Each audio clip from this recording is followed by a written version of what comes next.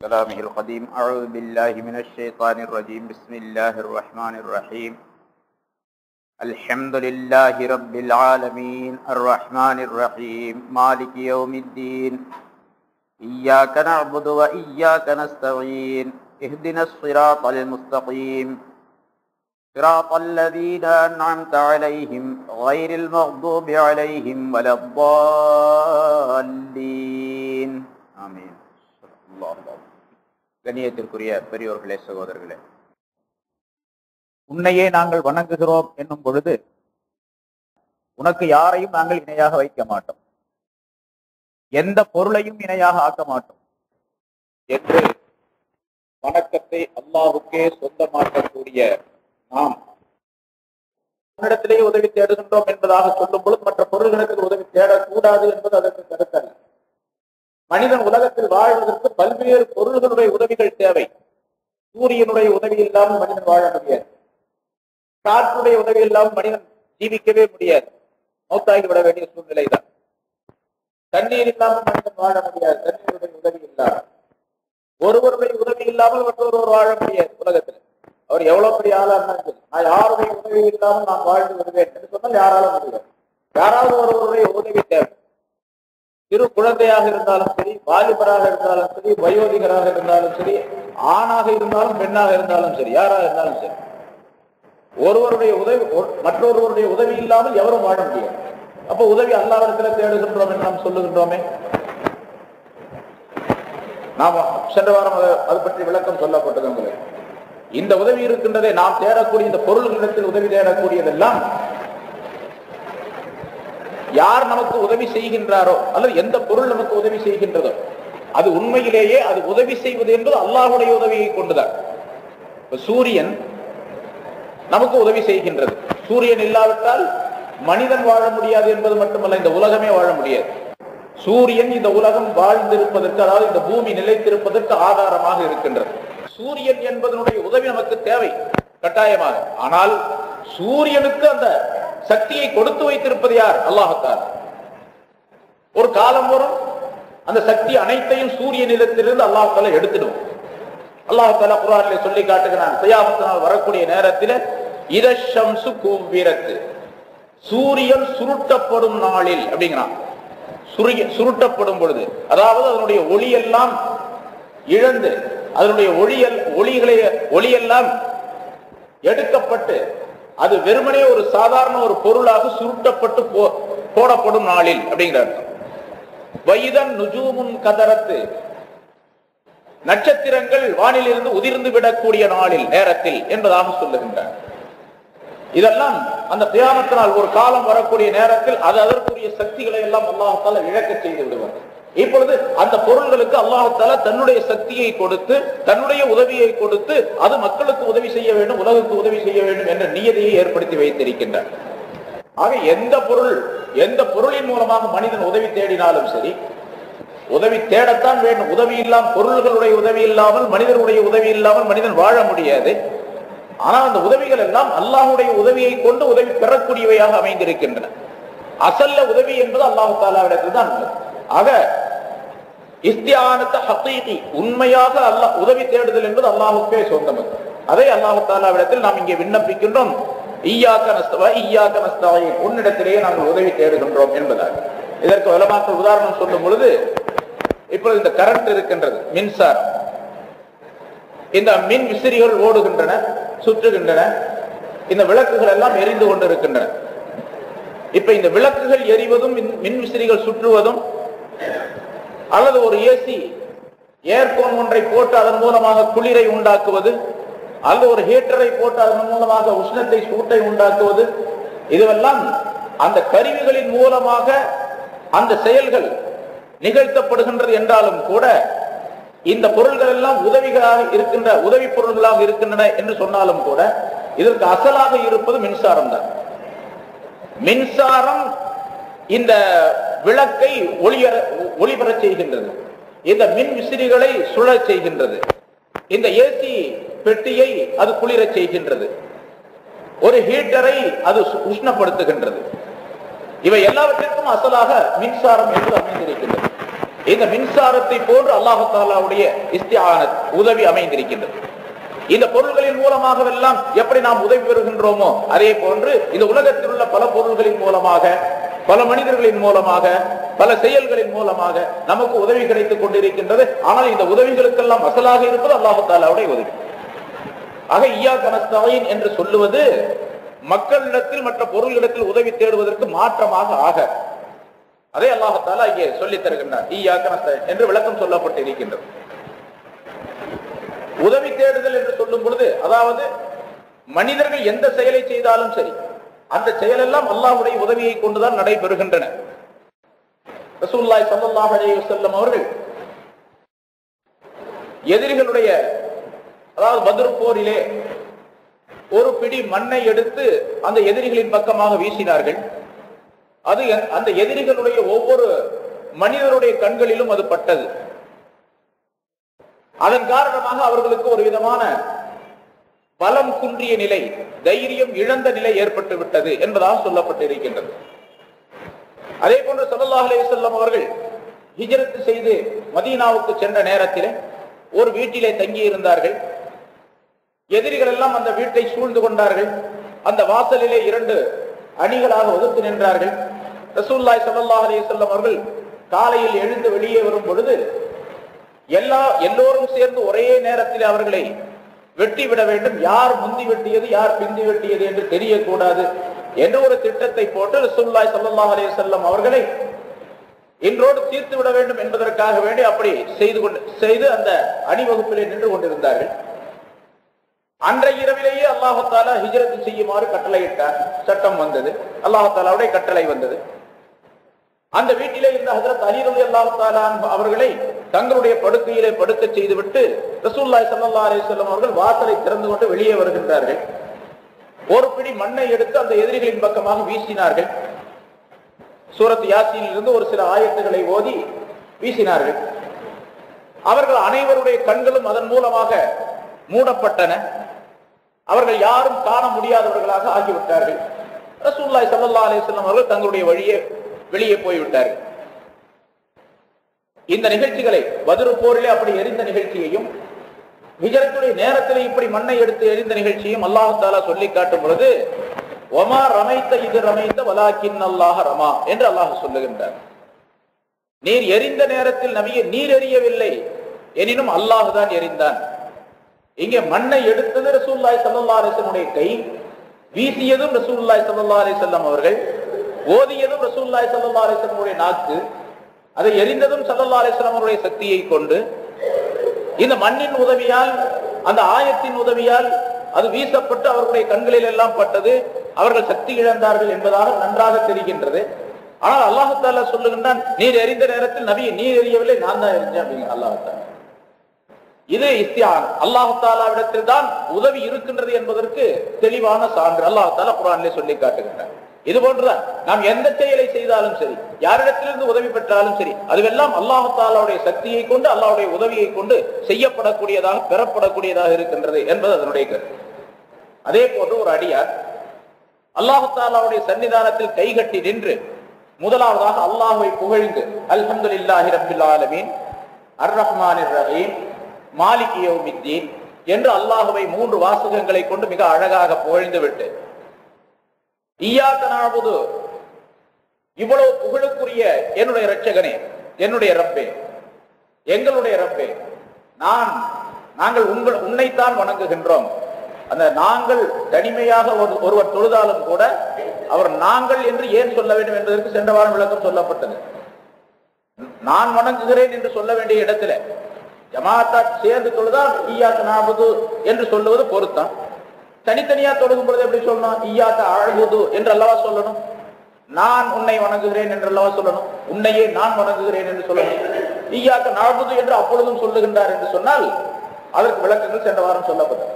சரி, அப்படி சொல்லக்கூடிய நேரத்தில் இய்யாக நஅபுது, உன்னையே நாங்கள் வணங்குகிறோம், உன்னிடத்திலேயே நாங்கள் உதவி தேடுகின்றோம் என்பதாக அல்லாஹ்வுடைய சன்னிதானத்தில் கைகட்டி நின்று கொண்டு ஒரு மனிதன் பணிவோடு கூறக்கூடிய நேரத்தில் இப்ராஹிம் அலைஹிஸ்ஸலாம் அவர்களுக்கு என்ன நிலை ஏற்பட்டதோ அதே நிலையை அல்லாஹ்தாலா எனக்கும் தருவான், எங்களுக்கும் தருவான் என்ற நம்பிக்கையோடு அங்கே நிற்க வேண்டும் என்பதையும் அந்த வாசகம் உணர்த்துகின்றது.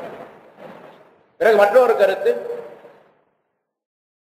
இய்யாக நஅபுது என்று சொல்லும் பொழுது அல்லாஹ்தாலாவை புகழ்ந்து விட்டு உன்னையே நாங்கள் வணங்குகிறோம் என்பதாக சொல்லும் பொழுது மனிதனுக்கு ஒரு விதமான பெருமை ஏற்படுகின்றது. அந்த வாசகத்தின் மூலமாக இவன் பெருமை மனதிலே கொண்டாலும் சரி கொள்ளாவிட்டாலும் சரி அது பெருமை கொள்ளக்கூடிய ஒரு வாசகம். பார், உன்னையே நாங்கள் வணங்குகின்றோம், வேற யாரையும் நாங்கள் வணங்க மாட்டோம் என்று அடியார்கள் அல்லாஹுவை வணங்குவதை பெருமையாக கருதக்கூடிய, தன்னை பெருமையாக கருதக்கூடிய ஒரு சூழ்நிலை அங்கே ஏற்படுகின்றது. பிறகு இய்யாக நஸ்தஈன் என்று இவர் சொல்லிவிட்டால் அந்த பெருமையெல்லாம் நீங்கி விடுகின்றது. நாங்கள் உன்னையே வணங்குகின்றோம் என்பதாக சொல்லக்கூடிய நேரத்தில் ஏற்பட்ட அந்த பெருமை, யா அல்லாஹ் உன்னிடத்திலேயே நாங்கள் உதவி தேடுகின்றோம் என்று சொல்லும், உன்னை தவிர எங்களுக்கு வேற வழியே கிடையாது என்று சரணடையக்கூடிய நிலை அல்லாஹ்விடத்திலே. அதன் காரணமாக முன்னால் அவருடைய மனதிலே அவருக்கு ஏற்பட்ட ஒரு விதமான பெருமையாகிறது இந்த இய்யாக நஸ்தஈன் என்பதன் மூலமாக நீக்கப்பட்டு விடுகின்றது என்ற கருத்தை எல்லாம் அல்லாஹ் தஆலா இய்யாக நஅபுது வ இய்யாக நஸ்தஈன் என்ற வாசகத்திலே சொல்லி காட்டுகின்றார். இப்படி பல்வேறு கருத்துக்கள் இருக்கின்றன. ஆக எந்த பொருளிடத்தில் உதவி தேடினாலும் சரி அசல் உதவி அல்லாஹ்விடத்திலிருந்து வர வேண்டியதுதான். அல்லாஹ்வுடைய உதவி இல்லாமல் இந்த பொருள்களால் எந்த உதவியும் செய்ய முடியாது என்ற நம்பிக்கை மனிதனுக்கு, குறிப்பாக மூமினான மனிதருக்கு ஏற்பட வேண்டும் என்பதை அல்லாஹ் தஆலா இங்கே சுட்டி காட்டுகின்றார். பிறகு ஐந்தாவது ஆயத்திலே இஹ்தினஸ் ஸிராத்தல் முஸ்தகீம், அல்லாஹ்வை புகழுகின்றோம், அதற்கு அடுத்ததாக அல்லாஹ்வை வணங்குகின்றோம் என்று சொல்லுகின்றோம், விண்ணப்பிக்கின்றோம், உன்னிடத்திலேயே உதவி தேடுகின்றோம் என்று விண்ணப்பித்துக் கொள்ளுகின்றோம், அதை சுட்டி காட்டுகின்றோம், சொல்லிக் கொள்ளுகின்றோம். அதற்கு பிறகு இப்படி வணங்கக்கூடிய நேரத்தில், உதவி தேடக்கூடிய நேரத்தில் நேரான வழியிலே எங்களை செலுத்துவது உன்னுடைய கையில் தான் இருக்கின்றது. உன்னுடைய சக்தியை கொண்டு, உன்னுடைய அனுமதியை கொண்டு, உன்னுடைய அருள் கிரகத்தை கொண்டுதான் முடியுமே தவிர அதுவும் எங்களால் முடியாது என்று அல்லாஹ்விடத்திலேயே அந்த பொறுப்பை சாட்டி விடுவது. அது அடுத்த வசனத்திலே சொல்லப்படுகின்றது. ரசூலுல்லாஹி ஸல்லல்லாஹு அலைஹி வஸல்லம் அவர்கள் சொல்லுகின்றார்கள், அல்லாஹ் தஆலா சொல்லுவதாக, கஸம்து ஸலாத்த பைனி வ பைன அப்தி, ஒரு மனிதனுடைய அடியானுடைய தொழுகையை எனக்கும் என்னுடைய அடியானுக்கும் மத்தியிலே 2 பகுதிகளாக நான் பங்கிட்டு வைத்துள்ளேன். ஒரு பகுதி அவன் என்னை வணங்குவதும் புகழ்வதும் வணங்குவதுமாகும், ஒரு பகுதி என்னிடத்தில் கேட்பதாகும். அவன் எதை கேட்கின்றானோ அதையெல்லாம் நான் கொடுப்பேன் என்று அல்லாஹ் தஆலா சொல்லுகின்றார். சொல்லிவிட்டு அல்லாஹ் சொல்லுவதாக ரசூலுல்லாஹி ஸல்லல்லாஹு அலைஹி வஸல்லம் சொல்லி காட்டுகின்றார்கள், ஃபைதா காலல் அப்து அல்ஹம்துலில்லாஹி ரப்பில் ஆலமீன், அடியான் அல்ஹம்துலில்லாஹி ரப்பில் ஆலமீன் என்று சொன்னால் அல்லாஹ் தஆலா சொல்லுகின்றான், ஹமிதனி ரப்பி ஹமிதனி அப்தி, என்னுடைய அப்து என்னை புகழ்ந்து விட்டான், என்னுடைய அடிமை என்னை புகழ்ந்து கூறிவிட்டான் என்பதாக அல்லாஹ் தஆலா சொல்லுகின்றான். வைதா கால அப்து அர் ரஹ்மானிர் ரஹீம், அடியான் அர் ரஹ்மானிர் ரஹீம் என்று அல்லாஹ்வை புகழ்ந்தால் அடுத்த புகழ்ச்சி அல்லாஹ் தஆலா சொல்லுகின்றான், அஸ்னா அலைய அப்தி, என்னுடைய அடியான் என்னை போற்றி விட்டான், என்னை நன்றாக புகழ்ந்து விட்டான், என்னுடைய புகழை எல்லாம் அவன் சாட்சி விட்டான் என்பதாக அல்லாஹ் தஆலா சொல்லுகின்றான். வைதா காலல் அப்து மாலிகி யௌமித்தீன் என்று ஒரு அடியான் சொன்னால், மஜ்ஜதனி அப்தி, என்னுடைய அடியான் என்னை பெருமைப்படுத்தி விட்டான் என்பதாக அல்லாஹ் தஆலா சொல்லுகின்றான். பிறகு இய்யாக நஅபுது வ இய்யாக நஸ்தஈன் என்று ஒரு அடியான் சொன்னால் அல்லாஹ் தஆலா சொல்லுகின்றான், ஹாதா பைனி வ பைன அப்தி, இந்த வாசகம் எனக்கும் என்னுடைய அடியானுக்கும் மத்தியிலே 2 பேருக்கும் உரியதாகும் என்பதாக சொல்லுகின்றான். இய்யாக நஅபுது என்பது எனக்கு உரியது, இய்யாக நஸ்தஈன் என்பது அவனுக்கு உரியது என்று அல்லாஹ் தஆலா சொல்லுகின்றான். ஏன் அல்லாஹ்வை உன்னையே நாங்கள் வணங்குகின்றோம் என்று சொல்லுவது அல்லாஹ் தஆலாவுக்கு உரியது. நஸ்தஈன் உன்னிடத்திலே உதவி தேடுகின்றோம் என்று சொல்லுவது அடியானுக்குரியது, மனிதர்களுக்குரியது. உதவி தேடுதல் அடியானை சேர்ந்தது, வணங்குதல் அல்லாஹ்வை சேர்ந்தது என்று சொல்லிவிட்டு அல்லாஹ் சொல்லுகின்றான், வலி அப்தி மாசால், என்னுடைய அடியானுக்கு அவன் எதை கேட்டானோ அது கொடுக்கப்படும், அது இருக்கின்றது, நிச்சயமாக உண்டு அந்த மனிதனுக்கு. பிறகு அதற்கு அடுத்ததாக இதா கால், அடியான் சொன்னால், இஹ்தினஸ் ஸிராத்தல் முஸ்தகீம் ஸிராத்தல் லதீன அன்அம்த அலைஹிம் கைரில் மக்தூபி அலைஹிம் வலத் தால்லீன் என்பதாக சொன்னால் அல்லாஹ் தஆலா சொல்லுகிறான், ஹாதா லி அப்தி, இது என்னுடைய அடியானுக்கு மட்டும் சொந்தமானது. வலி அப்தி மாசால், என்னுடைய அடியானுக்கு அவன் கேட்டதெல்லாம் உண்டு, கிடைக்கும் என்று அல்லாஹ் தஆலா சொல்லுவதாக ரசூலுல்லாஹி ஸல்லல்லாஹு அலைஹி வஸல்லம் சொல்லுகின்றார். இப்பொழுது அந்த சூரத்துல் ஃபாத்திஹா அந்த 7 வசனங்களையும் 2 பகுதிகளாக பிரித்து, ஒரு பகுதி அல்லாஹ் கூறியது, அதாவது அல்லாஹுவை போற்றுவது, புகழ்வது, வணங்குவது, இபாதத் என்ற அடிப்படையில். இன்னொரு பகுதி மனிதன் தனக்கு வேண்டியதை எல்லாம் அல்லாஹ்விடத்தில் கேட்டுக்கொள்வது. அப்படி கேட்டுக்கொள்வதிலே முழுமையாக இருக்கக்கூடிய வாசகம் இஹ்தினஸ் ஸிராத்தல் முஸ்தகீம் என்பதிலிருந்து கடைசி வரைக்கும் உள்ள வாசகங்களாகும். பின்னால் உள்ள இந்த 3 ஆயத்துகளும் அடியான் தனக்காக வேண்டி உள்ள தேவைகள் அனைத்தையும் அல்லாஹ்விடத்தில் கேட்டுக்கொள்வது என்ற பொருளாகும். அதுல முதலாவதாக இந்த 3 வசனங்களிலே முதலாவதாக, அதாவது 5வது வசனம், இஹ்தினஸ் ஸிராத்தல் முஸ்தகீம், நேரான வழியை, பாதையை, நேரான வழியில் எங்களை நீ செலுத்துவாயாக. இஹ்தினா, யா அல்லாஹ் எங்களை நீ நடத்தாட்டுவாயாக அல்லது செலுத்துவாயாக. அஸ்ஸிராத்தல் முஸ்தகீம், நேரான வழியிலே எங்களை செலுத்துவாயாக என்று கேட்பது.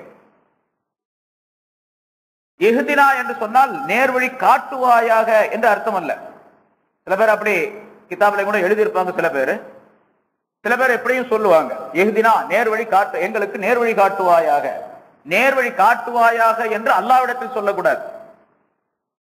அல்லாஹ்விடத்தில் சொல்லுவது என்பது நேர்வழி, நேர்வழியில் எங்களை நீ செலுத்துவாயாக. காட்டுவாய் என்பது வேறு அர்த்தம், செலுத்துவாய் என்பது வேறு கருத்து. ரெண்டுக்கும் நிறைய வித்தியாசங்கள் இருக்கின்றன, அதை சொல்றோம். இந்த இடத்துல அல்லாஹ் தஆலா துஆ கேட்கக்கூடிய ஒழுக்கங்களை அல்லாஹ் தஆலா சொல்லித் தருகின்றார். இப்படித்தான் துஆ செய்ய வேண்டும், இப்படி அல்லாஹ்விடத்தில் கேட்க வேண்டும் என்ற ஒழுக்க முறைகளை அல்லாஹ் கற்றுத் தருகின்றார். அதுல முதலாவதாக, ஒரு மனிதன் உலகத்தில் வாழ்வதற்கு, அது உலகத்தை சேர்ந்த வாழ்க்கையாக இருந்தாலும் சரி, தீனை சேர்ந்த வாழ்க்கையாக இருந்தாலும் சரி, எந்த வாழ்க்கைக்கும் அல்லாஹ் தஆலாவிடத்திலிருந்து உள்ள ஹிதாயத், நேரான வழி கிடைத்தால்தான் இந்த மனிதன் ஒழுக்கம் உள்ள வாழ்க்கையாக வாழ முடியும், சிறப்பான வாழ்க்கையாக வாழ முடியும். இந்த சிறப்பான ஒழுக்கமுள்ள வாழ்க்கை தேவை என்பதை இந்த வாசகத்தின் மூலமாக முதலாவதாக அல்லாஹ் தஆலாவிடத்தில் மனிதன் விண்ணப்பிக்கின்றான், கேட்டுக் கொள்ளுகின்றான். இஹ்தினா, எங்களை நடத்தாட்டுவாயாக, நேரான வழியில் நடத்தாட்டுவாயாக என்று கேட்டு, நேரான வழி என்பது கிடைத்து விட்டால் மனிதன் தன்னுடைய உலக வாழ்க்கையும் சரியாக அமைந்துவிடும், ஆகிரத்துடைய வாழ்க்கையும் சரியாக அந்த மனிதனுக்கு அமைந்துவிடும். எல்லா நிலைகளும் சரியாக சீராக அமைவதற்கு இந்த துஆ மிக முக்கியமானது. அதனால்தான் அல்லாஹ் தஆலா எல்லா தொழுகைகளிலும், எல்லா ரக்அத்துகளிலும், எல்லா இடங்களிலும் கேட்கக்கூடிய, ஓத வேண்டும் என்று கட்டாயப்படுத்தப்பட்ட ஒரு சூறாவிலே அல்லாஹ் தஆலா அந்த இஹ்தினஸ் ஸிராத்தல் முஸ்தகீம் என்ற வாசகத்தை அமைத்து சொல்லி காட்டி இருக்கின்றார். சரி, இப்பொழுது இஹ்தினா, இஹ்தி என்பது வினை சொல். நா இஹ்தி என்று சொன்னால் எங்களுக்கு வழிகாட்டுவாயாக அல்லது வழியில் செலுத்துவாயாக. நா அப்படின்னு அந்த நாங்கிறதுக்கு எங்களுக்கு அப்படிங்கிற அர்த்தம். இந்த இஹ்தி என்ற வார்த்தைக்குள்ளே இருக்கக்கூடிய வேர் சொல், அசல் சொல் இருக்கின்றது, அது ஹிதாயத் என்பதாகும். ஹிதாயத்திலிருந்து வந்ததுதான் இஹ்தி. எப்படி இபாதத் என்பதிலிருந்து வந்தது நஅபுது என்று சொன்னோமோ, இஸ்திஆனத் என்பதிலிருந்து வந்தது நஸ்தஈன் என்று சொன்னோமோ, அது போன்று ஹிதாயத் என்ற வார்த்தையில் இருந்து வந்தது இஹ்தி என்ற வார்த்தை. அது வினைச்சொல், ஏவல் வினைச்சொல். அது நீ காட்டுவாயாக, நீ செலுத்துவாயாக அப்படிங்கிறார். இப்ப இந்த ஹிதாயத் என்பது இருக்கின்றதே, அது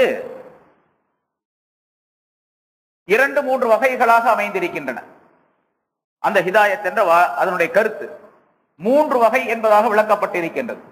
ஒன்று ஹிதாயத் ஆம்மா, பொதுவாக எல்லா பொருள்களுக்கும் உரிய ஹிதாயத், நேர்வழி, எல்லா பொருள்களுக்கும் உள்ள நேர்வழி ஒரு வகை.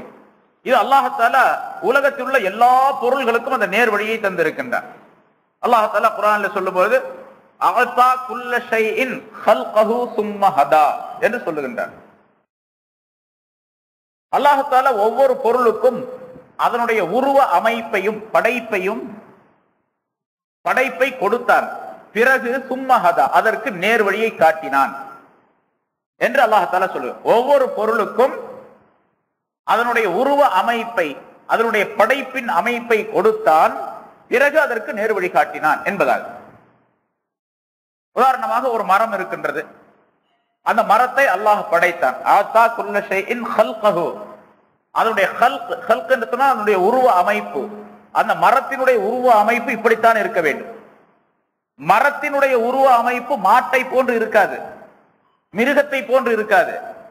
மரங்கள் எல்லாம் கியாம் நிலையில் இருந்து கொண்டு தஸ்பீஹ் செய்து கொண்டிருக்கின்றன, தொழுது கொண்டிருக்கின்றன. மிருகங்கள் எல்லாம் ருக்குவில் இருந்து கொண்டு தஸ்பீஹ் செய்து கொண்டிருக்கின்றன, தொழுது கொண்டிருக்கின்றன அல்லாஹ்வை. ஊர்வனங்கள் எல்லாம், பாம்பு, பல்லி, பூரான் போன்ற ஊர்வனங்கள் எல்லாம் சஜிதாவில் இருந்து கொண்டு அல்லாஹ்வை தொழுது கொண்டிருக்கின்றன, தஸ்பீஹ் செய்து கொண்டிருக்கின்றன. மலைகள், பாறைகள், கற்கள், கரடுகள் இவையெல்லாம் இருப்பில் இருந்து கொண்டு சஜிதா செய்து கொண்டிருக்கின்றன, தொழுது கொண்டிருக்கின்றன, தஸ்பீஹ் செய்து கொண்டிருக்கின்றன. இந்த 4 அம்சங்கள் தான் தொழுகையில. 4 நிலைகள். ஒன்று கியாம், இன்னொன்று ருக்கு, மூன்றாவது சுஜூத், நான்காவது கஅதா, இருப்பு. இந்த 4 அம்சங்களை கொண்டதுதான் தொழுகை.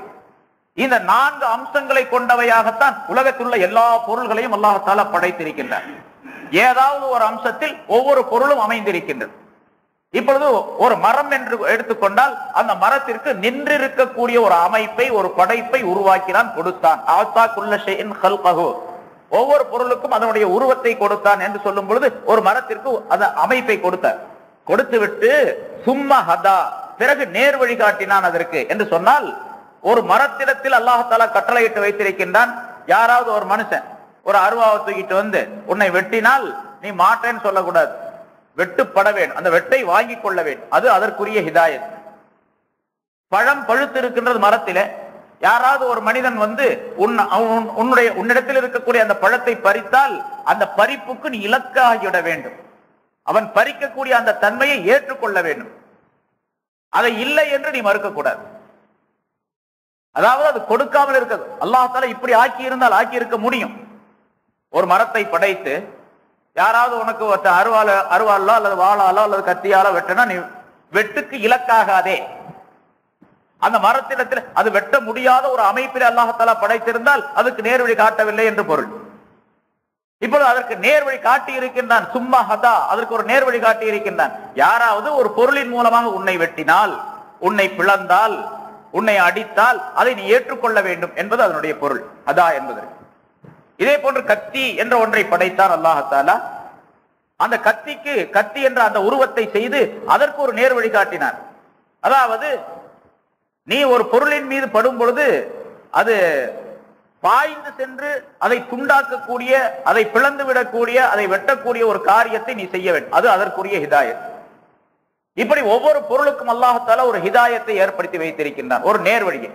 அந்த பொருள் என்ன தன்மை உடையதாக இருக்கின்றதோ அதுதான் அதற்குரிய நேர்வழி.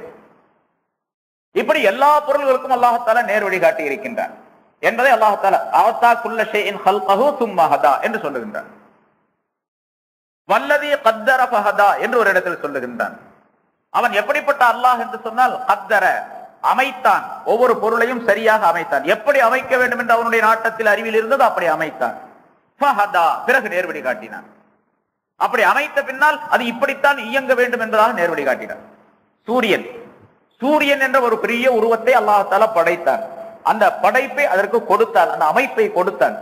கொடுத்த பின்னால் அதற்கு அல்லாஹ் தஆலா கட்டளையிட்டான், நீ இத்தனை டிகிரி உஷ்ணத்திலே நீ உன்னிடத்தில் இருந்து கொண்டு, உன்னுடைய எந்த இடத்தில் நீ இருக்க வேண்டுமோ அந்த இடத்தில் இருந்து கொண்டு மக்களுக்கு நீ உன்னுடைய உஷ்ணத்தை தர வேண்டும்.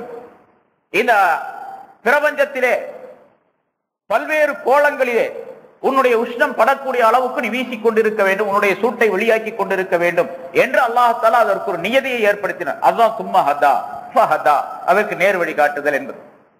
இப்பொழுது அல்லாஹ் தஆலா தன்னுடைய குதிரத்தின் மூலமாக அந்த நேர்வழி காட்டுதல் என்பதை நடத்தி கொண்டிருக்கின்றான் அல்லாஹ்.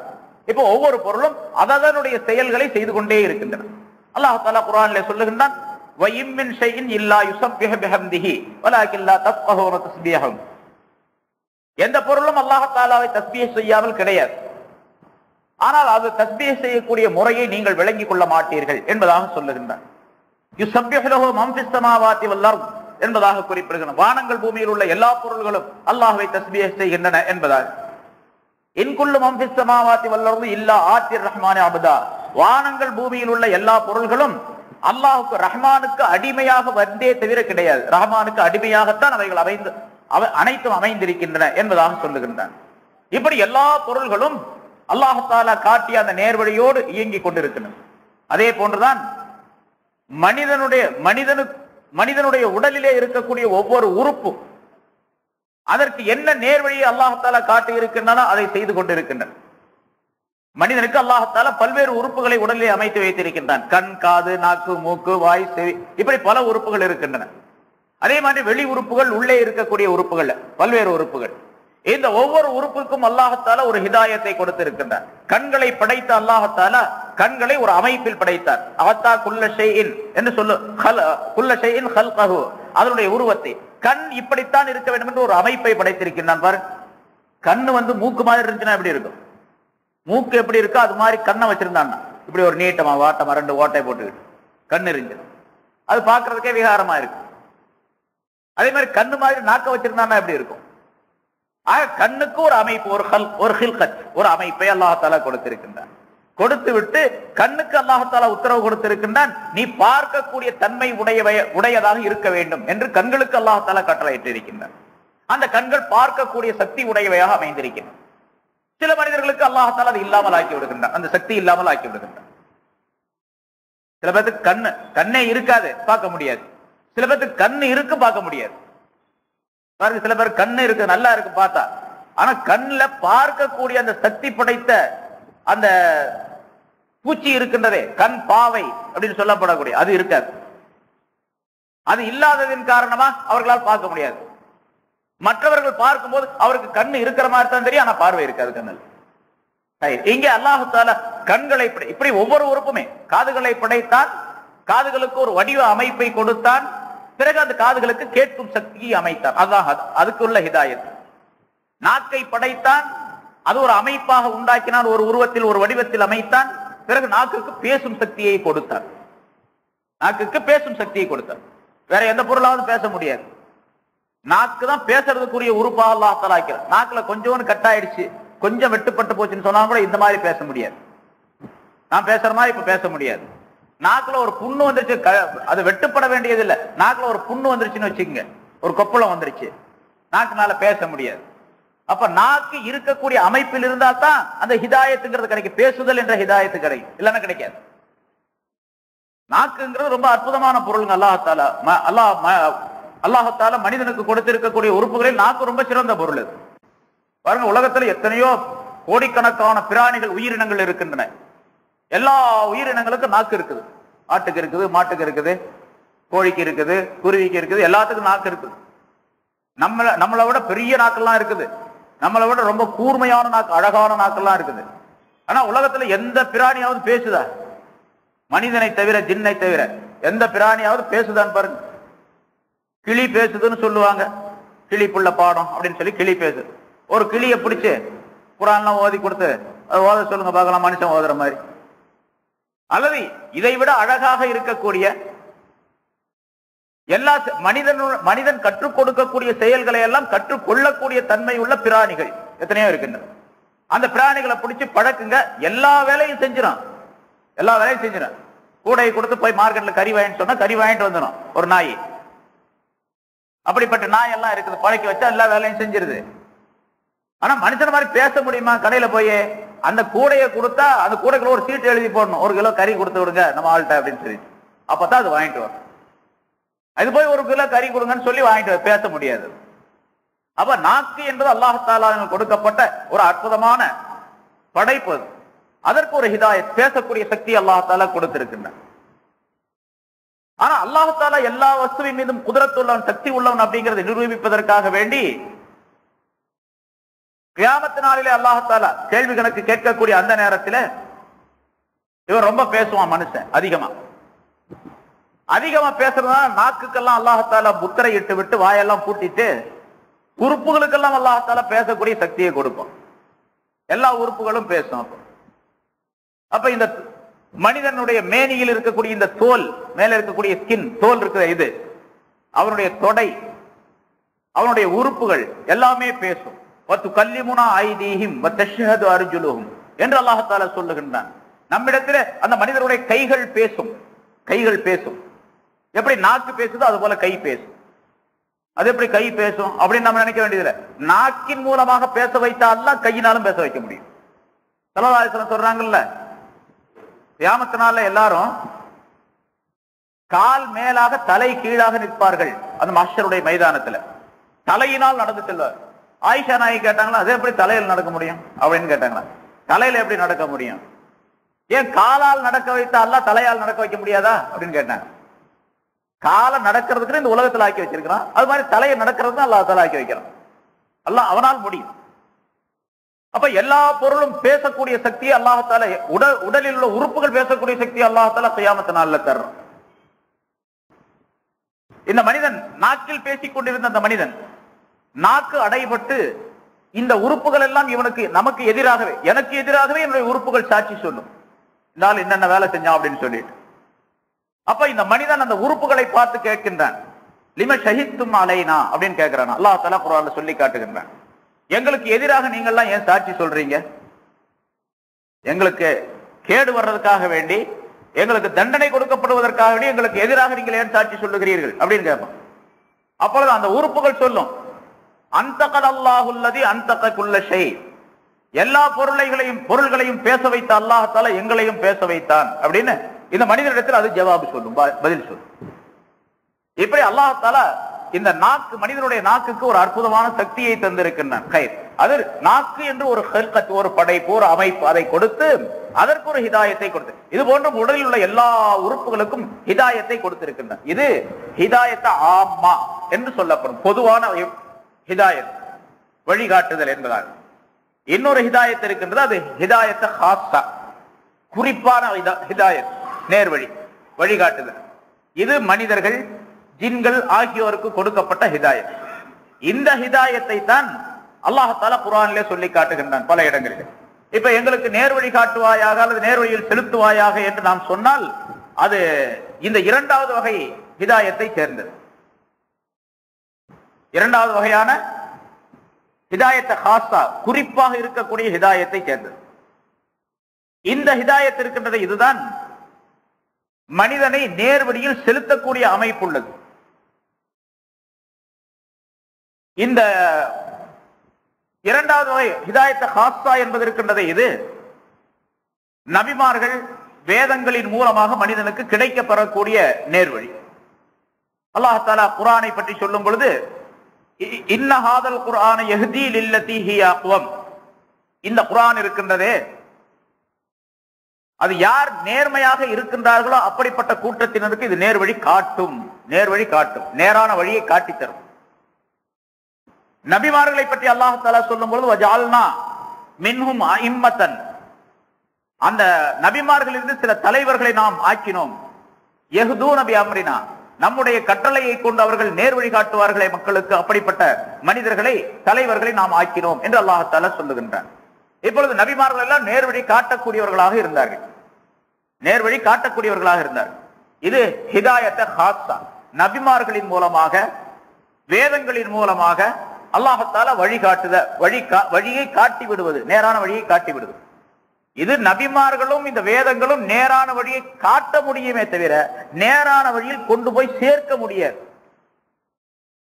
நேரான வழியில் கொண்டு போய் சேர்ப்பது என்பது அல்லாஹ் தஆலாவுக்கே சொந்தமானது. அது மூன்றாவது வகை, அது ஹிதாய ஹாஸத்துல் ஹாஸா என்பதாக சொல்லப்படும், குறிப்பிலும் மிக குறிப்பான ஹிதாயத். இது மூமினான மனிதர்களுக்கும் முத்தகீன்களுக்கும் அல்லாஹ் தஆலா தரக்கூடிய ஹிதாயத். அதை அல்லாஹ் தஆலா குர்ஆனுடைய ஆரம்பத்திலே சொல்லுகின்றான், ஸாலிகல் கிதாபு லா ரைப ஃபீஹி ஹுதல் லில் முத்தகீன், இது முத்தகீன்களுக்கு நேர்வழி தரக்கூடியது, நேர்வழியில் முத்தகீன்களை நேர்வழியில் செலுத்தக்கூடியது அல்லது நேர்வழி காட்டக்கூடியது என்று அல்லாஹ் தஆலா சொல்லுகின்றான். இது யார் அல்லாஹ்வை பயந்தார்களோ, அல்லாஹ்வுக்கு கட்டுப்பட்டார்களோ, அல்லாஹ்வை நம்பினார்களோ அவர்களுக்கெல்லாம் இந்த குர்ஆன் நேர்வழி காட்டும், அதாவது நேர்வழியில் அவர்களை செலுத்தும் என்பதாக பொருள். இது மூன்றாவது வகை ஹிதாயத்த ஹாஸத்துல் ஹாஸா, குறிப்பிலும் குறிப்பான ஹிதாயத் என்பதாக. இப்ப இந்த ஹிதாயத், இந்த மூன்று வகையான ஹிதாயத்தையும் இரண்டு வகைகளாக பிரிக்கலாம். ஒன்று நேர்வழி காட்டுதல், இன்னொன்று நேர்வழியில் செலுத்துதல் அப்படின்னு சொல்லிட்டு. உதாரணமாக அதுக்கு உதாரணத்தை சொல்லி விளக்கனா தெரியும். இங்கிருந்து சென்ட்ரல் ஸ்டேஷனுக்கு எப்படி போறது அப்படின்னு ஒருத்தர் கேட்கிறாரு, இந்த ரோட்ல நின்றுகிட்டு. இப்ப நீங்க ஒருத்தர் சொல்றாரு, இப்படியே நேரா போய் உரசுவாக்கா ஹை ரோட்ல நேரா போயிட்டு இருந்தா பெரிய மேட்டு வரும், அப்புறம் அங்கிருந்து பாத்தீங்கன்னா சென்ட்ரல் ஸ்டேஷன் அங்க போயிடலாம் அப்படின்னு சொல்றாரு. இது பேர் நேர்வழி காட்டுதல். அவருக்கு யார் வழி கேட்டார சென்ட்ரல் ஸ்டேஷனுக்கு, அவருக்கு நேரான வழியை காட்டுதல். இதற்கு பெயர் இராஅத்து தரீக், வழிகாட்டுதல் அப்படின்னு சொல்லப்படும். அதே மாதிரி ஒருத்தர் கேட்கிறாரு சென்ட்ரல் ஸ்டேஷனுக்கு எப்படி போறதுன்னு சொல்லிட்டு, சென்ட்ரல் ஸ்டேஷனுக்கா நான் அங்கதான் போறேன் வாங்க என்று சொல்லி அவரை கூடவே கூட்டு போய் சென்ட்ரல் ஸ்டேஷன்ல கொண்டு போய் இதான் சென்ட்ரல் ஸ்டேஷன் அப்படின்னு சொல்லி அவர் அங்க கொண்டு போய் விட்டுறது. இப்ப இது வந்து அந்த அவர் எந்த இடத்தை கேட்டாரோ அந்த இடத்துல கொண்டு போய் சேர்த்து விடுவது, இதற்கு பெயர் ஈசாலு தரீக் அப்படின்னு சொல்லப்படும். அந்த வழியில அவர் கேட்ட இலக்கிலே கொண்டு போய் அவரை சேர்த்து விடுவது. அப்ப இலக்கை காட்டி விடுவது என்பது ஒன்று, இலக்கிலே சேர்த்து விடுவது என்பது ஒன்று. இந்த இலக்கை காட்டுவது இருக்குது பாருங்க, நேரான வழி இதுதான் என்று காட்டுவது, அது நபிமார்களால் முடியும், வேதங்களால் முடியும். நபிமார்களும் வேதங்களும் காட்டத்தான் முடியும், இராஅத்து தரீக் தான் முடியும். அந்த நேரான வழியில கொண்டு போய் சேர்க்கிறது, அதுக்கு பின்னால வெளியே வராம அங்கேயே இருக்கிறது, அது அல்லாஹ்னாலதான் முடியும். அதைத்தான் அல்லாஹ் தஆலா சொல்றான். அபூ தாலிப் ஈமான் கொள்ள வேண்டும் என்று ஸல்லல்லாஹு அலைஹி வஸல்லம் அவர்கள் ஆசைப்பட்ட நேரத்தில் கவலைப்பட்டார்கள். அவர்கள் ஹிதாயத்தை அவர் கலிமா சொல்லவில்லை, அதனால் கவலை அடைந்தார்கள். அல்லாஹ் தஆலா சொன்னான், இன்னக லா தஹ்தி மன் அஹ்பப்த, நபியே நீர் விரும்பியவருக்கு நீர் நேர்வழி காட்ட முடியாது அப்படின்னு சொன்னான். அப்ப அந்த இடத்துல இன்னக்க லா தஹ்தி அப்படிங்கிறதுக்கு எப்படி அர்த்தம் செய்யணும்? நேர்வழி காட்ட முடியாதுன்னு அர்த்தம் செய்யக்கூடாது. ஸல்லல்லாஹு அலைஹி வஸல்லம் தான் காட்டுறவங்க ஆச்சு, ஹாதி ஆச்சு. அவங்க பேர் ஹாதின்னு ஒரு பேரே இருக்குது உங்களுக்கு அவர்களுடைய திருநாமங்களிலே. அல்லாஹ் சொல்றான் இன்னக்க லா தஹ்தி, நேர்வழி காட்ட முடியாதுன்னு சொல்றான். அப்ப காட்ட முடியாதுன்னு அர்த்தம் செய்யக்கூடாது. இன்னக்க லா தஹ்தி மன் அஹ்பப்த, நபியே நீர் விரும்பியவரை நேர்வழியில் செலுத்த முடியாது, அந்த இலக்கில் கொண்டு போய் சேர்க்க முடியாது அப்படிங்கிற அர்த்தம். ஹிதாயத்துல கொண்டு வந்து நுழைக்க முடியாது உங்களால, வேணா காட்டி விடலாம் இப்படி போங்க அப்படின்னு காட்டி விடலாம், உள்ள நுழைக்க முடியாது உங்களால அப்படின்னு அர்த்தம். லைஸா அலைக்க ஹுதாஹும், அதுவும் அதே கருத்து தான். லைஸா அலைக்க ஹுதாஹும், அவர்களை நேர்வழியில் செலுத்துவது உம்முடைய பொறுப்பல்ல, நேர்வழியில் செலுத்துவது உம்முடைய பொறுப்பல்ல, நேர்வழியை காட்டுறதுதான் உங்க வேலை என்று அல்லாஹ் தஆலா சொல்லுகின்றார். ஆக இந்த ஹிதாயத் என்பது இப்படி பலதரப்பட்டதாக, அதில் குறிப்பாக இந்த 2 வகை உடையதாக அமைந்திருக்கின்றது. அல்லாஹ் தஆலா இங்கே சொல்லும் பொழுது இஹ்தினஸ் ஸிராத்தல் முஸ்தகீம் என்று சொல்லும் பொழுது இந்த 2வது வகை இருக்கின்றது ஈசாலு தரீக், அந்த அர்த்தம் தான் செய்ய வேண்டும். ஏனென்றால் அல்லாஹ் தஆலா இடத்தில் நம்ம கேட்கிறோம், இப்போ யாரு கேட்கிறோம்? நேர்வழிக்கு வந்து விட்டு நம்ம தான் கேட்கிறோம். போய் அல்லாஹ்வுடைய சன்னிதானத்தில் கைகட்டி நின்று அவனை புகழ்ந்து விட்டு உன்னையே நாங்கள் வணங்குகின்றோம், உன்னிடத்திலேயே உதவி தேடுகின்றோம் என்பதாக சொல்லிவிட்டு பிறகு இஹ்தினா, எங்களை நேரான வழியில் நடத்தாட்டுவாயாக.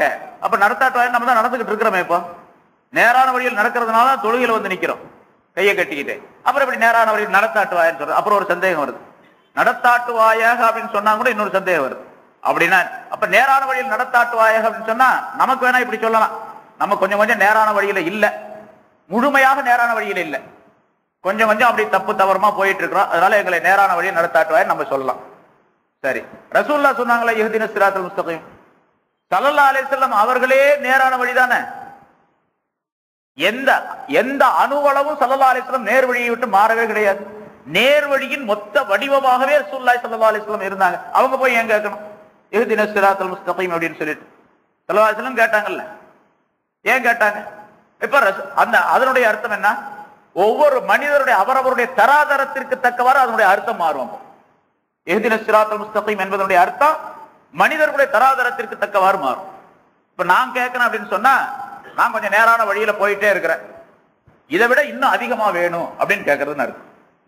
என்ன விட ஒரு பெரிய வலியுள்ளா இருக்காரு, அவர் இஹ்தினஸ் ஸிராத்தல் முஸ்தகீம் கையை கட்டிட்டு கேட்கிறாரு அப்படின்னு சொன்னா அவர் இன்னும் அதிகமா போகணும்னு அர்த்தம், இன்னும் வேணும் அப்படின்னு அர்த்தம். இன்னும் வேணும் என்பது மட்டுமல்ல, இப்ப கிடைச்சிருக்கக்கூடிய ஹிதாயத் இருக்குது, எனக்கு எவ்வளவு ஹிதாயத்து கிடைச்சிருக்குதா இதுல நிலைப்படுத்தி வை, இஸ்திம்ரார். அதனாலதான் இப்படி ஒரு அர்த்தம் செய்யப்பட்டு இருக்கின்றது.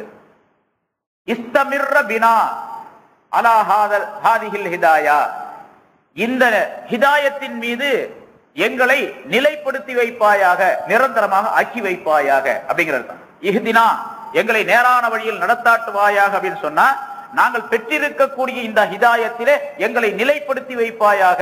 இதுல இருந்து கொஞ்சம் கூட கீழ் நோக்கி போகக்கூடிய ஒரு அமைப்பை உண்டாக்கி விடாது, இதுக்கு பின்னால மேல் நோக்கி போகக்கூடிய அதிகப்படுத்தக்கூடிய ஒரு நிலையை எங்களுக்கு உண்டாக்குவாயாக.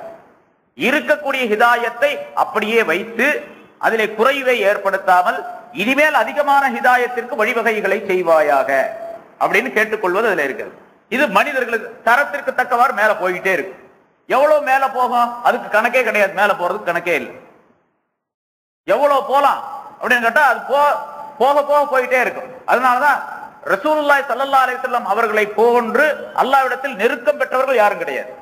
அல்லாஹ்வுடன் நெருக்கமானவர்கள் நபி அவர்களை போன்று வேற யாரும் கிடையாது. உலகத்துல எந்த நபியும் கிடையாது, எந்த மலக்கும் கிடையாது, ஜிப்ரீல் அலைஹிஸ்ஸலாம் கூட கிடையாது. சிதறத்துல் முன்தஹாவோட நின்றுகிட்டாங்க. அதுக்கு பின்னால ஸல்லல்லாஹு அலைஹி வஸல்லம் அவர்கள் தனிமையா போனாங்க. எவ்வளவு தூரம் போனாங்க அப்படிங்கிறது தெரியாது, எவ்வளவு தூரம் போனாங்கன்னு தெரியாது. இது அல்லாஹ் தஆலாவுடைய நெருக்கம். அப்ப அல்லாஹ்வுடனே போய் பேசினாங்க. அப்படி பேசும்பொழுது கூட சில கருத்தின்படி சொல்லப்பட்டிருக்கிறது, அல்லாஹ்வுக்கும் ரசூலுல்லாஹ்வுக்கும் இடையில 70,000 திரை இருந்துச்சு அப்படிங்கிறாங்க சில பேர். நெருக்கம்னா அதான் நெருக்கமா? அப்ப இன்னும் நெருக்கணும், அப்ப இன்னும் நெருக்கம் இருக்கின்றது. அதனாலதான் ஸல்லல்லாஹு அலைஹி வஸல்லம் அவர்களை கடைசி வரைக்கும் ஒரு மௌத்தார் வரை கேட்டுக்கிட்டே இருந்தாங்க, இஹ்தினஸ் ஸிராத்தல் முஸ்தகீம், நேரான வழியில எங்களை நீ நடத்தாட்டுவாயாக. அதாவது உன்னுடைய ஸல்லல்லாஹு அலைஹி வஸல்லம் கேட்டதுடைய அர்த்தம் என்னன்னு கேட்டா, இஹ்தினஸ் ஸிராத்தல் முஸ்தகீம் அப்படின்னு சொன்னா உன்னிடத்துல என்னை இன்னும் அதிகமாக நெருக்கமாக்கி வைப்பாயாக. யாரெல்லாம் நான் உன்னிடத்துல கொஞ்சம் நெருக்கமா இருக்கிறேன், இன்னும் நெருக்கமாக்கி வைப்பாயாக. ஒவ்வொரு ரக்காயத்திலையும் கேட்டுக்கிட்டே இருந்தாங்க, என்னை நெருக்கமாக்கி வைப்பாயாக. நெருக்கமாக அந்த நெருக்கம் கூடிக்கொண்டே இருந்தது, அதிகமாகிக் கொண்டே இருந்தது. அந்த நெருக்கத்தினுடைய உச்ச நிலை எவ்வளவு நெருங்க வேண்டும் என்று அல்லாஹ் தஆலாவுடைய நாட்டத்தில் இருக்கின்றது, அவ்வளவு முடிந்து விட்ட பின்னால உலகத்தை விட்டு போயிட்டாங்க. அந்த நெருக்கம் தான் உச்சகட்டமான நெருக்கம், அதுக்கு பின்னால் நெருக்கமே கிடையாது. அதனாலதான் ஸல்லல்லாஹு அலைஹி வஸல்லம் அவர்கள் சொல்லுகின்றார்கள், கியாமத் நாளிலே ஒரே ஒரு தனி இடம், உயர்ந்த ஒரே ஒரு இடம் உண்டு. அந்த இடத்தை ஒரே ஒரு மனிதருக்கு மட்டும்தான் அல்லாஹ் தஆலா தருவான், அது நானாக இருக்க வேண்டும் என்று ஆசிக்கிறேன் என்று ஸல்லல்லாஹு அலைஹி வஸல்லம். அவங்களுக்கு தான் கொடுப்பான் அல்லாஹ் தஆலா, ஸல்லல்லாஹு அலைஹி வஸல்லம் எனக்கு தான் கொடுப்பான் அப்படின்னு பெருமையாக சொல்லாம, எனக்கு அல்லாஹ் கொடுக்க வேண்டும் என்று நான் விரும்புகிறேன் அப்படின்னு சொன்னாங்க. அதுதான் மகாம மஹமூத். அதனாலதான் ஒவ்வொரு பாங்கு சொன்ன பின்னாலும் ஸல்லல்லாஹு அலைஹி வஸல்லம் அவர்களுக்கு துஆ செய்யக்கூடிய அமைப்பில மகாம மஹமூதை எங்களுடைய தலைவர் முஹம்மது ஸல்லல்லாஹு அலைஹி வஸல்லம் அவர்களுக்கு நீ வழங்குவாயாக. ஆதி சய்யிதனா முஹம்மதினில் வஸீலா வல் ஃபதீலா, அந்த வஸீலாங்கிறத மகாம மஹமூத் என்பது. வபஅஸு மகாமன் மஹமூதா என்று நாம் சொல்லுகின்றோம். மகாம மஹமூத் என்ற அந்த உயர்தர புகழ்மிக்க ஸ்தானத்திலே அவர்களை நீ கொண்டு போய் சேர்ப்பாயாக, எழுப்புவாயாக, உட்கார வைப்பாயாக என்று கேட்டுக்கொள்வது. இது ஸல்லல்லாஹு அலைஹி வஸல்லம் அவருடைய ஹிதாயத், அவர்களுக்கு கொடுக்கப்பட்ட ஹிதாயத். ஆக ஹிதாயத் என்பது முடிவுறாத ஒன்று. ஹிதாயத் முடிந்து விட்டது, அதனால யாரும் கேட்க கூடாது, முடிஞ்சு போச்சு அப்படிங்கறதெல்லாம் கிடையாது. இப்ப நான் நேர்வழிக்குள்ள வந்துட்டேன், அதனால இனிமேல் நான் கேட்க வேண்டிய அவசியம் இல்லை என்று சொல்லுவது எந்த மனிதருக்கும் சாத்தியம் இல்லை. அதனால எல்லா மனிதரும் கேட்கணும், இஹ்தினஸ் ஸிராத்தல் முஸ்தகீம் என்று கேட்கணும். இஹ்தினா, எங்களை நேரான வழியில் நடத்தாட்டுவாயாக என்று சொல்லிக் கொள்வது. இப்படி பல்வேறு அம்சங்கள் உள்ளவையாக அல்லாஹ் தஆலா இந்த இஹ்தினஸ் ஸிராத்தல் முஸ்தகீம் என்ற வாசகத்தை நமக்கு சொல்லி காட்டுகின்றார்.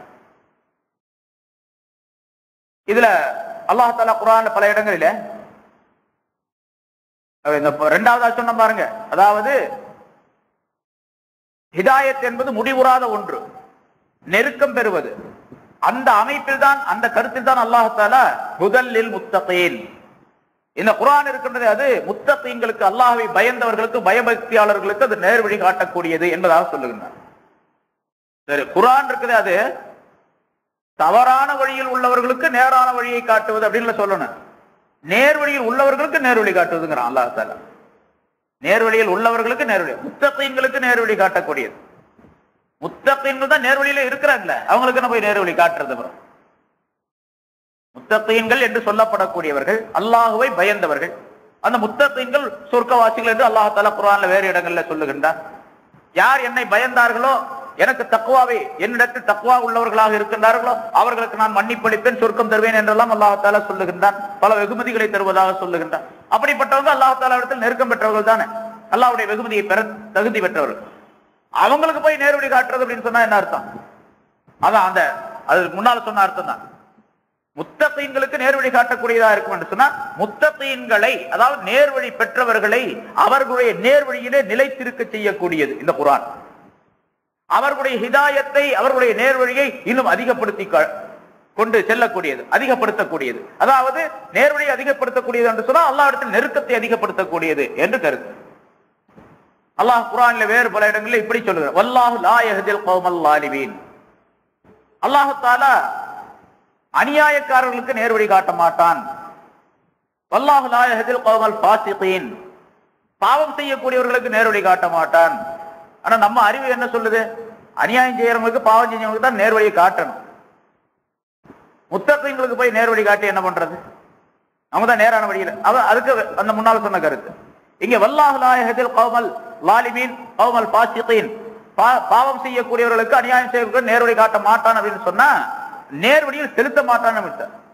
நேர்வழி காட்டுறதுக்கு தான் குர்ஆனையும் நபியையும் அல்லாஹ் தஆலா அனுப்பி வச்சிருக்கானே.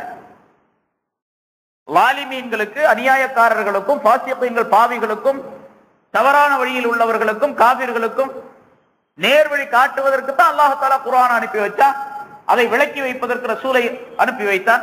இவர்கள் எல்லாம் நேர்வழி காட்டிக் கொண்டிருக்கின்றார்கள். அல்லாஹுடைய வேதத்தின்படி, அல்லாஹுடைய ரசூலுடைய கட்டளையின்படி உலமாக்கள் நேர்வழி காட்டிக் கொண்டிருக்கின்றார்கள். நல்லடியார்கள் நேர்வழி காட்டிக் கொண்டிருக்கின்றார்கள். இவர்கள் எல்லாம் தவறானவர்களுக்கு நேர்வழி காட்டிக் கொண்டிருக்கின்றார்கள். ஆனா அல்லாஹ் நேர்வழி காட்ட மாட்டான்னு அப்ப காட்ட மாட்டான்ங்கிற அர்த்தம் செய்யக்கூடாது. அந்த இடத்துல வல்லாஹு லா யஹ்தில் கௌமல் ஃபாசிகீன் என்று சொன்னா பாவம் செய்யக்கூடிய மனிதர்களை அல்லாஹ் தஆலா நேர்வழியில் செலுத்த மாட்டான் அப்படின்னு அர்த்தம். அவங்க பாவத்தை விட்டுட்டு ஈமானின் பக்கம் வந்தால், குஃபுரை விட்டு ஈமானின் பக்கம் வந்தால் நேர்வழியில் செலுத்தக்கூடிய ஒரு சூழ்நிலையை உருவாக்கி வைப்பான் அல்லாஹ் தஆலா அவர்களுக்கு என்று அதற்கு பொருள். இப்படி இஹ்தினஸ் ஸிராத்தல் முஸ்தகீம் என்பதற்கு பல்வேறு விளக்கங்கள் சொல்லப்பட்டிருக்கு. இங்க இஹ்தினா அப்படிங்கிறது மட்டும் தான், இப்ப ஹிதாயத்துக்கு மட்டும் தான் விளக்கம் சொல்லப்பட்டது. அஸ்ஸிராத்தல் முஸ்தகீம், நேரான வழியை எங்களுக்கு நீ காட்டுவாயாக அப்படின்னு சொல்றோம். நேரான வழியில் எங்களை நீ செலுத்துவாயாக அப்படின்னு சொல்றோம். இந்த நேரான வழி அப்படிங்கிறது எது? சிராத் அப்படின்னு சொன்னா வழி, பாதை அப்படின்னு அர்த்தம். அல் முஸ்தகீம் அப்படின்னு சொன்னா நேரானது, எந்த விதமான கோணலும் இல்லாத நேரானது அப்படின்னு அர்த்தம். இந்த நேரான வழி அப்படிங்கிறது என்ன? சிராத்த முஸ்தகீம், சிராத்துல் முஸ்தகீம்ங்கிறது என்ன அப்படிங்கிறது பல விளக்கங்கள் சொல்லப்படுது. சிராத்துல் முஸ்தகீம்ங்கிறது அல்லாஹ்வுடைய குர்ஆன் தான், கிதாபுல்லாஹ், அல்லாஹ்வுடைய வேதம். குர்ஆனைத்தான் சிராத்து முஸ்தகீம் என்று அல்லாஹ் தஆலா சொல்லுகின்றான் என்று சில உலமாக்களுடைய, ஏனென்றால் ரசூலுல்லாஹி ஸல்லல்லாஹு அலைஹி வஸல்லம் அவர்கள் ஒரு ஹதீஸிலே இப்படி சொல்லி காட்டுகின்றார்கள். ஹஜ்ரத் அலி ரலியல்லாஹு தஆலா அன்ஹு அவர்கள் அந்த ஹதீஸை அறிவிக்கும் பொழுது, அந்த கிதாப் அல்லாஹ்வுடைய வேதத்தை பற்றி சொல்லும் பொழுது வஹுவஸ் சிராத்துல் முஸ்தகீம், அது சிராத்துல் முஸ்தகீமாக இருக்கும், அந்த குர்ஆன் இருக்கின்றதே அது நேரான வழியாக இருக்கும் என்று சொல்லுகின்றார். அந்த குர்ஆனில் இருக்கக்கூடிய கருத்துக்கள் அனைத்தும், குர்ஆனில் இருக்கக்கூடிய சட்டங்கள் அனைத்தும், அதனுடைய போதனைகள் அனைத்தும் நேரான வழியை கொண்டவை அப்படிங்கிற பொருள் அது. அப்ப குர்ஆன் தான் சிராத்து முஸ்தகீம் என்பது. அல்லது சில கருத்தின்படி சில ஹதீஸ்களில் சொல்லப்பட்டு இருக்கின்றது தீனுல் இஸ்லாம், இஸ்லாம் என்ற மார்க்கம் இருக்கின்றது, அதுதான் சிராத்து முஸ்தகீம். சிராத்து முஸ்தகீம் என்பது தீனுல் இஸ்லாம், இஸ்லாமிய மார்க்கம் தான். இஸ்லாமிய மார்க்கத்தில் எவர் நடக்கின்றாரோ அவரெல்லாம் நேரான வழியில் போய்கொண்டிருக்கின்றார் அப்படின்னு அர்த்தம். எந்த விதமான தப்பும் தவறும் இல்லாமல், எந்த விதமான மாற்றம் இல்லாமல் தீனுல் இஸ்லாத்தில் செல்லக்கூடிய மனிதர் எல்லாம் நேரான வழியில் போயிட்டு இருக்கிறார். எந்த விதமான மாற்றம் இல்லாமல் குர்ஆனை பின்பற்றி செல்லக்கூடியவர் எல்லாம் நேரான வழியில் போய்கிட்டு இருக்கிறார் அப்படிங்கிறார். அப்ப இஹ்தினஸ் ஸிராத்தல் முஸ்தகீம், நேரான வழியில் எங்களை நீ நடத்தாட்டுவாயாக என்று அல்லாஹ்விடத்தில் கேட்கும் பொழுது குர்ஆனுடைய வழியிலே எங்களை நடத்தாட்டுவாயாக அல்லது இஸ்லாத்தின் வழியிலே எங்களை நடத்தாட்டுவாயாக என்று கேட்டுக்கொள்ளக்கூடிய கருத்தெல்லாம் அதிலே இருக்கின்றது. இந்த நேரான வழி அப்படிங்கிறதுக்கு சரி, இது இரண்டு கருத்து. நேரான வழி அப்படிங்கிறதுக்கு மற்றொரு கருத்து நடுநிலையான வழி. நடுநிலையான வழி அப்படிங்கிறது, நடுநிலையான அப்படின்னு சொன்னா ரொம்ப அதிகப்படுத்தி மிகைப்படுத்தி போகக்கூடிய ஒரு வழியும் அல்ல, அல்லது ரொம்ப தாழ்ந்து போகக்கூடிய வழியும் அல்ல. ஸல்லல்லாஹு அலைஹி வஸல்லம் அவர்கள் பல துஆக்களிலே இப்படி கேட்டு இருக்கின்றார்கள், அதாவது நடுநிலையாக இருக்கக்கூடிய ஒரு தன்மையை எனக்கு நீ வழங்குவாயாக. அல்லாஹ் தஆலா குர்ஆனிலே சொல்லும் பொழுதும் கூட செலவினங்களை பற்றி சொல்லுகின்றான். செலவினங்களை பற்றி சொல்லும் பொழுது வலா தஜால் யதக மக்லூலத்தன் இலா உனுகிக் வலா தப்சுத்ஹா குல்லல் பஸ்த் அப்படின்னு சொல்றான். கையில காசு இருந்துச்சுன்னு சொன்னா ஒரே அடியாக கையை கழுத்திலே கட்டியவராக நீர் ஆகிவிட வேண்டாம். கைகளை கழுத்திலே கட்டியவராக நீர் ஆகிவிட வேண்டாம் அப்படின்னா இறுக்கி பிடிக்க வேண்டாம், கஞ்சத்தனம் செய்ய வேண்டாம் அப்படின்னு எல்லாம் சொல்றாங்க. வலா தஜால் யதக மக்லூலத்தன் இலா உனுகிக், உம்முடைய கழுத்தின் பக்கம் கட்டப்பட்டதாக விலங்கிடப்பட்டதாக உம்முடைய கைகளை ஆக்கிக் கொள்ள வேண்டாம் அப்படின்னு சொல்றோம். வலா தப்சுத்ஹா குல்லல் பஸ்த், ஒரே அடியாக கையை விரித்து விடவும் வேண்டாம். அப்ப செலவு காசு இருந்துச்சு அப்படின்னு சொன்னா அதை நடுநிலையாக செலவு செய்ய வேண்டும். அதை அல்லாஹ் தஆலா அதனுடைய தொடரில் வேற இடத்திலும் சொல்லுகின்றான், நடுநிலையாக செலவு செய்ய வேண்டும் என்பதாக. இப்போ பொருள் ஒரு மனிதனிடத்தில் இருக்கும் பொழுது அதை நடுநிலையாக செலவு செய்யக்கூடிய தன்மையை பெறுவது இருக்கின்றதே அது சிராத்த முஸ்தகீம், நேரான வழி, நடுநிலையான வழி. அதே போன்று சொல்லிலே, செயலிலே, குணங்களிலே எல்லாம் நடுநிலையான ஒரு தன்மை மனிதனிடத்தில் இருக்க வேண்டும். பேச்சு பேசும்பொழுது உபரியான அதிகபட்சமான தேவையில்லாத பேச்சுக்களை பேசிவிடக் கூடாது. அல்ல ஒரேடிய வாய மூடி ஊம மாதிரி பேசாம இருக்கவும் கூடாது. தேவையான பேச்சுக்களை தேவையான நேரத்திலே தேவையான இடங்களிலே பேசத்தான் வேண்டும். தேவையில்லாத பேச்சுக்களை எந்த நேரத்திலும் பேசக்கூடாது. இப்படி பேச்சு சரியாக அமைந்துவிட்டால் அது நடுநிலைமையான பேச்சு. அது பேச்சு மட்டுமல்ல, மனிதனுடைய எல்லா செயல்களிலும் இதே மாதிரி நடுநிலை. சாப்பிடுவது, தூங்குவது, சிரிப்பது, நடப்பது, குடிப்பது, எத்தனை வேலைகள் இருக்கிறதோ இவை அனைத்திலும் நடுநிலையான ஒரு தன்மை இருக்க வேண்டும் என்று ஸல்லல்லாஹு அலைஹி வஸல்லம் சொல்லுகின்றார். ஒரு மனிதனுக்கு அல்லாஹ் தஆலா பல்வேறு நிலைகளை உடலுடைய அமைப்பிலே உண்டாக்கி வைத்திருக்கின்றான். மனிதன் தூங்கவும் வேண்டும், விழித்திருக்கவும் வேண்டும், சாப்பிடவும் வேண்டும், சாப்பிடாமல் இருக்கவும் வேண்டும், அதாவது நோன்பு வைத்திருக்கவும் வேண்டும், தொழவும் வேண்டும், தொழாமலும் இருக்க வேண்டும். சில நேரங்களில் உடலுக்கு சில நேரங்களில் ராகத்து கொடுக்க வேண்டும், ஓய்வு கொடுக்க வேண்டும். இப்படி பல்வேறு அம்சங்கள் உடையவையாக, பல்வேறு தன்மைகள் உடையவையாக உடலை அல்லாஹ் தஆலா அமைத்து வைத்திருக்கின்றான். இதுல மனிதனுக்கு எந்த தன்மையின் மூலமாக அந்த உடலுக்கு ஆரோக்கியம் கிடைக்குமோ அந்த தன்மைகளை மனிதன் மேற்கொள்ள வேண்டும். உதாரணமாக சாப்பாட்டை எடுத்துக்கொண்டால் ரொம்ப அதிகமாக சாப்பிடவும் கூடாது, சக்தி எல்லாம் இழந்து விடக்கூடிய அளவுக்கு குறைவாக சாப்பிடவும் கூடாது. ஸல்லல்லாஹு அலைஹி வஸல்லம் அதற்கு அந்த நடுநிலையான சாப்பாடு, நடுநிலையான உணவு சாப்பிடுதல் என்பதற்கு ஸல்லல்லாஹு அலைஹி வஸல்லம் சொல்லித் தரக்கூடிய வழி, வயிற்றில் 1/3 சாப்பிட வேண்டும், 1/3 தண்ணீர் குடிக்க வேண்டும், மீதி 1/3 காலியாக வைத்துக் கொள்ள வேண்டும். அப்படி காலியா இருந்துச்சுன்னா தான் ஜிக்ர் செய்ய முடியும், அல்லாஹ்வை தொழ முடியும், வணங்க முடியும், மற்ற வேலைகளை எல்லாம் செய்ய முடியும். வயிறு ஃபுல்லா ஆயிடுச்சு, அப்ப தூங்க வேண்டிய வேலை தான், அடுத்தாப்புல வேற வேலை செய்ய முடியாது. அதனால ஸல்லல்லாஹு அலைஹி வஸல்லம் அந்த நடுநிலையான உணவு என்பதற்கு இப்படி ஒரு இலக்கணத்தை சொல்லி தருகின்றார்கள். 1/3.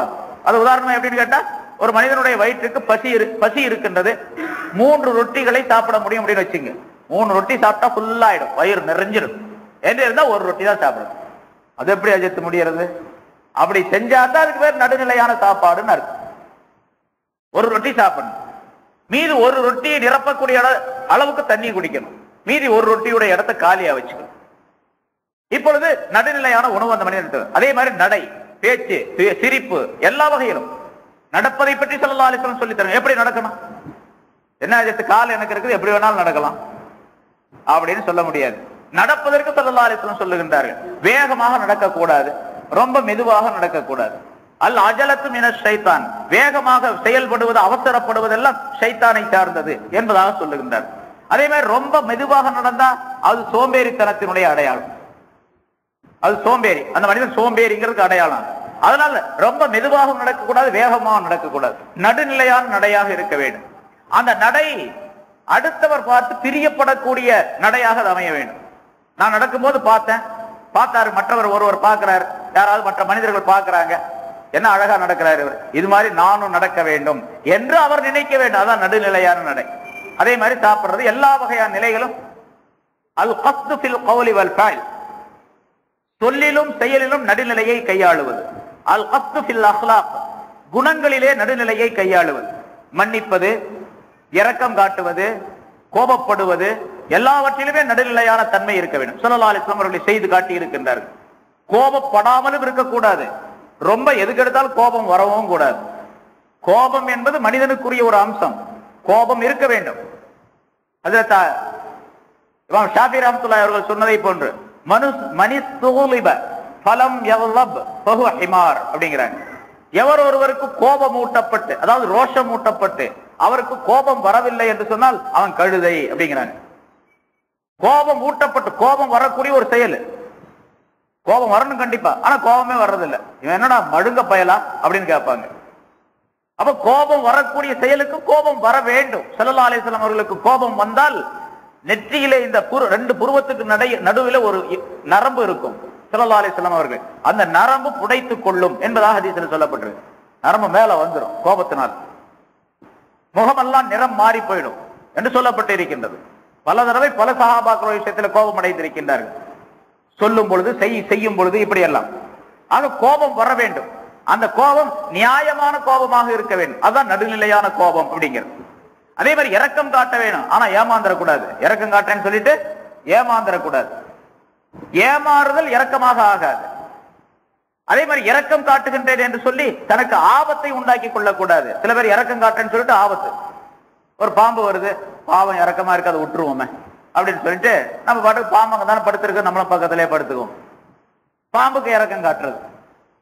இப்ப பாம்புக்கு இரக்கம் காட்டுறது இரக்கத்தை சேர்ந்தது அல்ல. அது பாம்பை அடிக்க வேண்டும், தேளை அடிக்க வேண்டும் என்று ஸல்லல்லாஹு அலைஹி வஸல்லம் அவர்கள் சொல்லுகின்றார்கள். அது தொழுகையில் தான் கூட அடிக்கலாம், சட்டம் இருக்குது.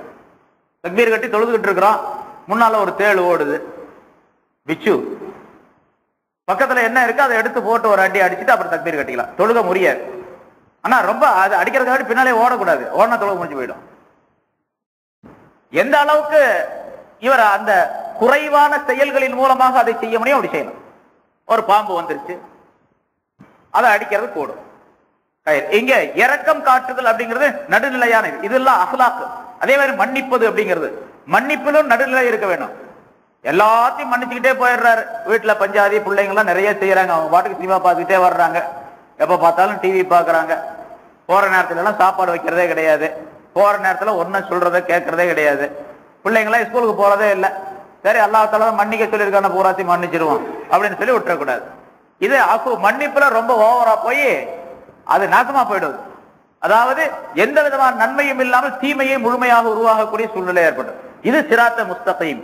அப்ப சிராத்து முஸ்தகீம் வேண்டும் என்று அல்லாஹ்விடத்தில் கேட்கும் பொழுது நடுநிலையான எல்லா நிலைகளும் வேண்டும் அப்படிங்கிற கேட்கும். அதே மாதிரி வணக்கத்திலையும் அப்படித்தாங்க, இபாதத் செய்யறதுலயும் நடுநிலை வேண்டும், நடுநிலையான வணக்கம் இருக்க வேண்டும். இவர் பாட்டுக்கு அல்லாஹ் தஆலா ரொம்ப பிரியப்படுவான் வணங்குறது அப்படின்னு சொல்லிட்டு விடிய விடிய நின்று வணங்குறாரு ஒருத்தர். அதை அல்லாஹ் தஆலா ஏற்றுக்கொள்ள விடிய விடிய வணங்குறாரு. ரொம்ப அதிகமான தூக்கம் வந்து சோர்வு ஏற்பட்டு அப்படியே மயங்கி கீழே விழுந்தாரு. ஃபஜ்ர் தொழுகல, காலையில முழிச்சு பார்க்கிறாரு, மணி 10.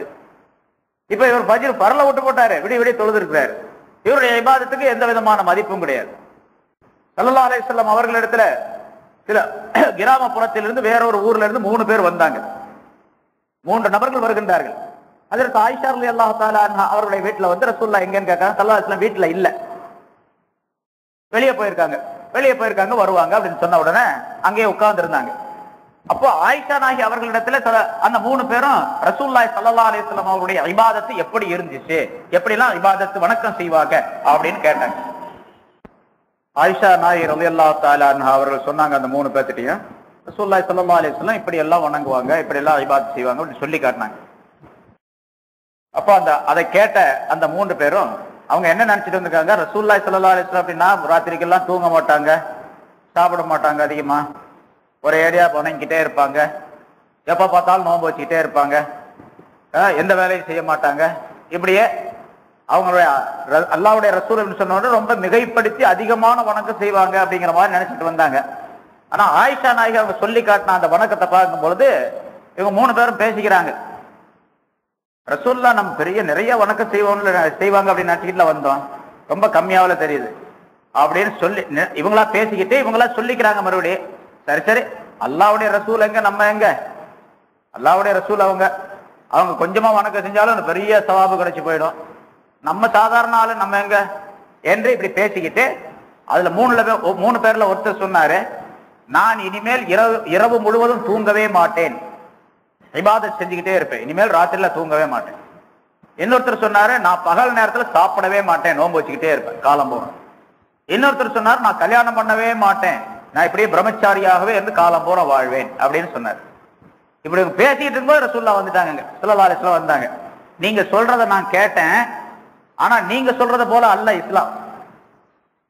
ஒரு மனிதன் என்னை பாருங்க, நான் அல்லாஹ்வுடைய ரசூல், நான் சாப்பிடவும் செய்கின்றேன், சாப்பிடாமல் இருக்கவும் செய்கின்றேன். அதாவது சில நாள்களில் சாப்பிடுகின்றேன், சில நாள்ல நோன்பு வைக்கிறேன், நோன்பு அதாவது சாப்பிடுறதை விட்டுட்டு நோன்பு வைக்கிறேன், நோன்பு விட்டுட்டு சாப்பிடவும் செய்கிறேன். நான் இரவிலே தூங்கவும் செய்கின்றேன், இபாதத்தும் செய்கின்றேன். நான் திருமணம் செய்து குழந்தைகளை பெற்றெடுத்தும் இருக்கின்றேன், ஆனால் அவர்களை எப்படி நடத்தாட்ட வேண்டுமோ அப்படியும் நடத்தாட்டி கொண்டிருக்கின்றேன் என்று ஸல்லல்லாஹு அலைஹி வஸல்லம் அவர்கள் தங்களுடைய விஷயத்தை சொல்லி, ஒரு மனிதன் உண்மையாக நேரான வழியிலே நடுநிலையான அமைப்போடு செல்ல வேண்டும் என்று சொன்னால் இப்படித்தான் இருக்க வேண்டும் என்ற கருத்தை அந்த 3 பேருக்கும் விளக்கினார்கள் என்பதாக ஒரு ஹதீஸ் அறிவிக்கப்பட்டு இருக்கின்றது. அது சிராத்துல் முஸ்தகீம் என்பதாக. ஆக இஹ்தினஸ் சிராத்துல் முஸ்தகீம், நேரான வழியிலே எங்களை நீ நடத்தாட்டுவாயாக என்று அல்லாஹ்விடத்தில் கேட்கும் பொழுது, அந்த நேரான வழி என்று எது எது விளக்கம் சொல்லப்பட்டிருக்கின்றதோ அது அனைத்தையும் அல்லாஹ்விடத்தில் கேட்டுக்கொள்ளக்கூடிய ஒரு அமைப்பு, கருத்து அந்த வாசகத்தில் அமைந்திருக்கின்றது. இன்ஷா அல்லாஹ் இன்னும் சில கருத்துக்கள் அடுத்த வாரம் சொல்லப்படும். எனவே அல்லாஹ் தஆலாவுடைய சன்னிதானத்திலே கைகட்டி அல்லாஹ்வை புகழ்ந்து நாம் இந்த வாசகங்களை எல்லாம் சொல்லும் பொழுது, இந்த ஆயத்துக்களை ஓதும் பொழுது இந்த கருத்துக்கள் அனைத்தும் நம்முடைய நினைவிலே வர வேண்டும். அதுக்காக இந்த விளக்கங்கள் எல்லாம் சொல்லப்படுது. எதை கேட்டோமோ அதுல கொஞ்சமாவது நினைவு வந்தா இந்த சிந்தனைகள் சிதறாமல் தொழுகையை நிறைவேற்றக்கூடிய, ஒருமனப்பட்டு தொழுகையை நிறைவேற்றக்கூடிய தன்மை உண்டாயிடும். அதனாலதான் அந்த ஆயத்துகளுக்கு ஓரளவு கருத்துகள், ஓரளவு அர்த்தம் தெரியக்கூடிய தன்மையை உருவாக்கி கொள்ள வேண்டும். அத்தகைய நல்ல பண்புகளை, அதற்குரிய தௌஃபீகை நம் அனைவருக்கும் அல்லாஹ் தஆலா தந்தருள்வானாக.